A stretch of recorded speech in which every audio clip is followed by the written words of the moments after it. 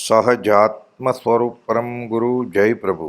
સર્વદર્શનથી ઉચ્ચ ગતિ છે, પરંતુ મોક્ષનો માર્ગ જ્ઞાનીઓએ તે અક્ષરોમાં સ્પષ્ટ દર્શાવ્યો નથી, ગૌણતાએ રાખ્યો છે. એ અંગે તમારો પ્રશ્ન છે.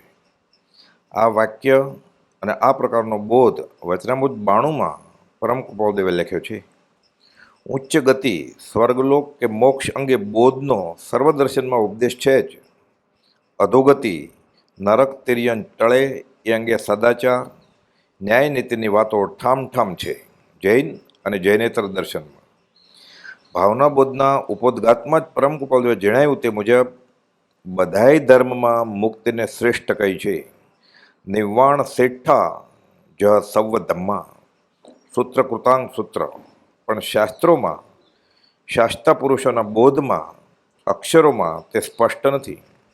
શાસ્ત્રમાં તો માર્ગ કયો છે, મર્મ સત્પુરુષના હૃદયમાં છે. તે મર્મ જ્ઞાનીની પ્રત્યક્ષ આજ્ઞા મળે, જ્ઞાનીને પ્રત્યક્ષ કરે, અથવા તો આસનભૂત જ્ઞાની એટલે કે નજીકના ભૂતકાળમાં થઈ ગયેલા જ્ઞાની પરમ કૃપાળદેવ તેને તેના વચનોને આધારે પ્રત્યક્ષ કરે તો આ હાંસલ થાય. લાંબી મુસાફરી કરવા નીકળેલ ફક્ત નકશાને આધારે મંજિલે પહોંચે એમાં ઘણું જોખમ છે. ભૂલાશો, લોભાશો, લગભગ લૂંટાશો સીમભણી, દિશે રસ્તો સહેલો, ભવ શિખરણી અંત અઘરો. માર્ગનો ભૌમ્યો, માર્ગનો અનુભવી, માર્ગ પામેલો માર્ગ ચીંધે તો મંજિલે પહોંચાય. અહીં આત્મજ્ઞાની ગુરુની વાત છે. ભેદી લિયા સાથ મેં વસ્તુ દિની બતલાય, કોટી જન્મ કા પંથ થા પલ મેં દિયા છુડાય. અનંતકાળ જેવ નિચ્છંદે પરિશ્રમ કરે તો પણ મંજિલે પહોંચે નહીં. પણ જ્ઞાનીની આજ્ઞાનો આરાધક અંતર્મુહૂર્તમાં પણ કેવળ જ્ઞાન પામે એમ શાસ્ત્રમાં લખેલ છે. શાસ્ત્ર પ્રમાણે જેનું આચરણ હોય તેની વાણી, તેનો બોધ જે તે શ્રોતાને લાગુ પડે. પોથી પંડિત મોક્ષે પહોંચે નહીં, બીજાને પહોંચાડી શકે નહીં. વાતે વડા ન થાય. વળી આત્મજ્ઞાની પ્રત્યક્ષ મળ્યા અથવા તો પ્રત્યક્ષ કર્યા પુસ્તકો બાજુએ રાખવા પડે, અને જ્ઞાનીના વચન તે જ મંત્ર. મંત્ર મૂલમ ગુરુ વાક્યમ. દર્દીની નાડ તપાસીને રોગનું ખરું નિદાન કરીને, દવાનો પ્રકાર અને દવાની માત્રા નક્કી કરીને, સાથે જે પરેજ પાળવા બતાવે તો તે ભાવ અને ભાવ રોગના આત્મભ્રાંતિના સુજાણ સ્પેશિયલિસ્ટ ડૉક્ટરની દવા લાગુ પડે અને આજ્ઞા પ્રમાણે ચાલતા ભાવ અને ભાવ રોગ મટે. દવાની દુકાનમાં તો બધા જ રોગની દવાઓ છે, અને દવાના પુસ્તકોમાં દવા અંગે બધું જ લખ્યું છે. પણ જ્યાં જ્યાં જે યોગ્ય છે ત્યાં સમજવું તે આત્મજ્ઞાનીના ઘરની વાત છે. નહીં તો શાસ્ત્ર પણ શસ્ત્રરૂપે પરિણમે, અને જે જ્ઞાન મહાન નિર્જરાનો હેતુ છે તે અનઅધિકારીના હાથમાં જવાથી ઘણું કરીને વિપરીત પરિણમે છે એમ કૃપાળદેવે તાકીદ કરી છે. સહજાત્મ સ્વરૂપ પરમ ગુરુ પરમાત્મા શ્રીમદ રાજચંદ્ર ભગવાનના વચનામૃત વંચાય છે. પત્ર ક્રમાંક 92 206 મુંબઈ કારતક 1946. સર્વ દર્શનથી ઊંચ ગતિ છે, પરંતુ મોક્ષનો માર્ગ જ્ઞાનીઓએ તે અક્ષરોમાં સ્પષ્ટ દર્શાવ્યો નથી, ગૌણતાએ રાખ્યો છે. તે ગૌણતાનું સર્વોત્તમ તત્વ આ જણાય છે: નિશ્ચય, નિર્ગ્રંથ જ્ઞાની ગુરુની પ્રાપ્તિ, તેની આજ્ઞાનું આરાધવું, સમીપમાં સદૈવ કાળ રહેવું, કાં સત્સંગની પ્રાપ્તિમાં રહેવું. આત્મદર્શિતા ત્યારે પ્રાપ્ત થશે. આ ટૂંકો પત્ર ફરી વાંચે વિચારીએ.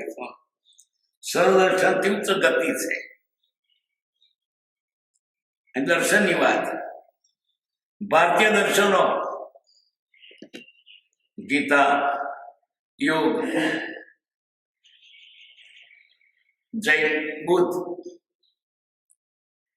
સાંખ્ય એ બધા દર્શનો ઉચ્ચ ગતિ એટલે મોક્ષ અથવા સ્વર્ગ.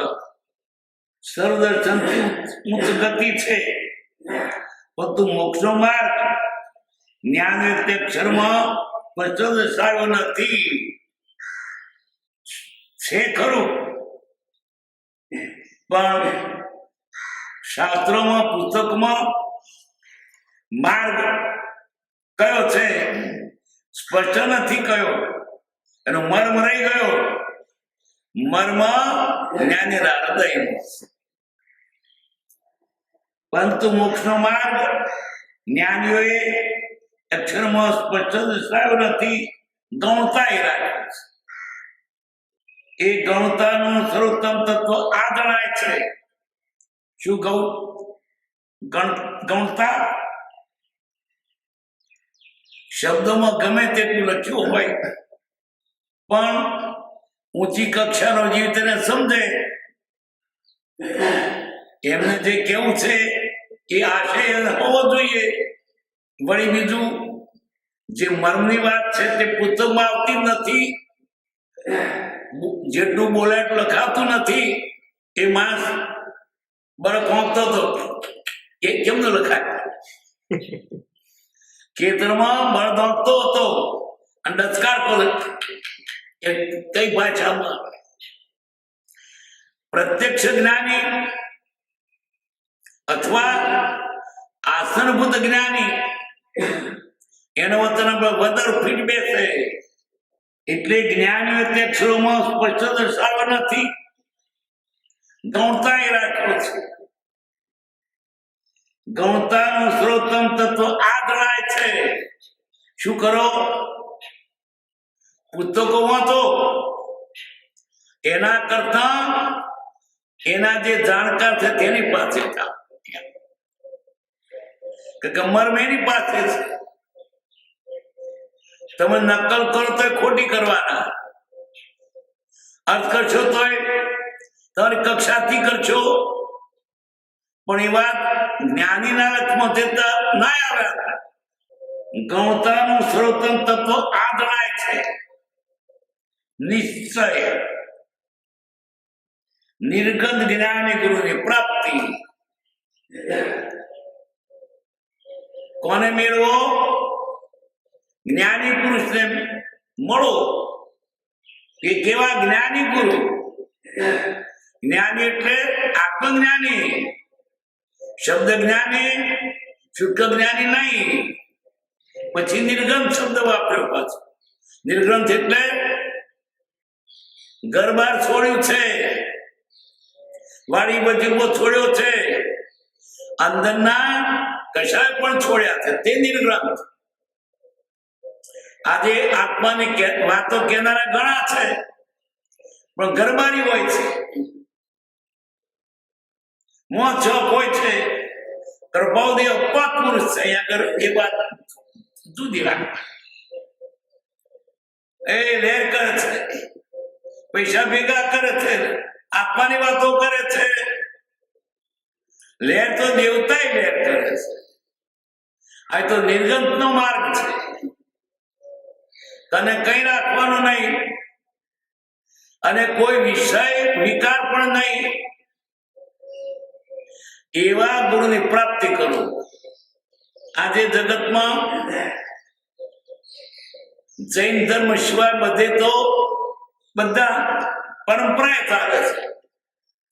એનો બાપ ગુરુ, છોકરો ગુરુ, એનો ગુરુ. પરંપરાએ ચાલે. પરંપરા કેદારની ચાલે છે.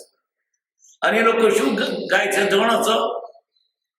ગુરુ ને જ ગાય છે. એમના થઈ ગયા પેઢીઓ પર તેના નિર્ગ્રંથ જોઈએ. એ ગમે વાડીઓ છે, ખેતરો છે, એનું બધું આવક જાય. રજવાડો છે. એ તો સાચો માર્ગ વિતરાગનો છે. નિર્ગ્રંથ નિશ્ચય નિર્ગ્રંથ જ્ઞાની ગુરુની પ્રાપ્તિ. એ માર્ગ વિતરાગનો છે, જૈનનો છે. પછી એની આજ્ઞાનું આરાધવું. એવા નિર્ગંધ ગુરુ મળે એનું કયું કરો, મળે તો એ કયું ના કરે, એનું કયું કરતો ના હોય. સદગુરુ કોણ? આત્મજ્ઞાન તો મુનિ પણ તે સાચા ગુરુ હોય. આત્મજ્ઞાન તે મુનિ કહેવાય અને તે સત્પુરુષ કહેવાય, સદગુરુ કહેવાય. કેટલા તો શાસ્ત્ર નામે જાણતા ના હોય. જેની પાસે નથી તે તમને શું આપે? અરે ખા તો શાસ્ત્રમાં જવા દો. આધાર પેલા જેનો મન મેળો છે તમને શું આપે? નિશ્ચય નિર્ગમ જ્ઞાની ગુરુની પ્રાપ્તિ. એની આજ્ઞાનું આરાધવું તે કે કરવાનું? જ્ઞાની ની આજ્ઞા આજીને મોક્ષે લઈ જાય. જ્ઞાની ની આજ્ઞા બહુમાં જવાને આની ભીતરૂપ છે. પછી બહુમાં જવાય જ નહીં, રખડવાનું મટી ગયું. સમીપમાં સદેકાર રહેવું એવા જ્ઞાની પુરુષની પાસે કાયમ રહેવું. એનો પાછો સેવમાં ત્રણ સેવમાં ખાતા પીતા બેસતા ઉઠતા એવા જ્ઞાનીનું વર્તન બોધરૂપ હોય. એ ખાતા હોય ને તો બીજાથી જુદા જોતા હોવું જોઈએ. એ બેઠા હોય બીજાથી જુદા જોતા હોવું જોઈએ. બીજા એની વાત જુદી હોય. ફોટો પડાવે ને તે પાડો પણ ને મારે શું, અને પેલો તો ઉપર ચડા કરતો હરખો થયો. એને આ કાયની કઈ પડી જ ના હોય તો ફોટાની છે ને પડી. આજે બધાને આપણે ફોટા પાડવા છે. જ્યાં ભૌતિક ભાવના છે, સાચા પુરુષની પાસે રો બધી આધ્યાત્મિક ભાવના હોય. આત્મા જેની વાત ન હોય, કારણ કે એને બીજું માધ્યમ જ નથી. સમીપમાં સદૈવ કાર રહેવું એટલે જે કરે એ વર્તન આપણામાં આવે.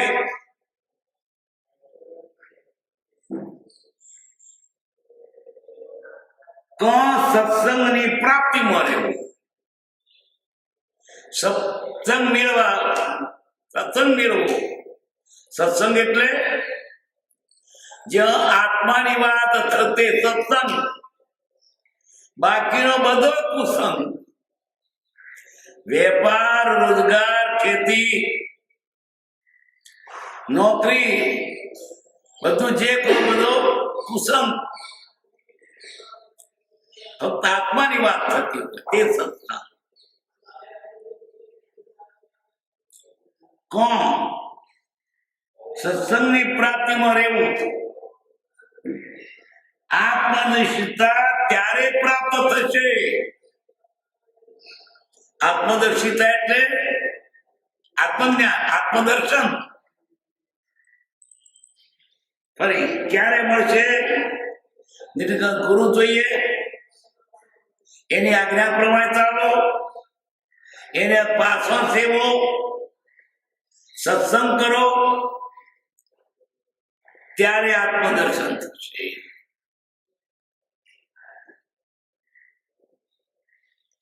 એની પાસે રહેતો હોય, એની આજ્ઞા પ્રમાણે ના ચાલે તો ના પામે.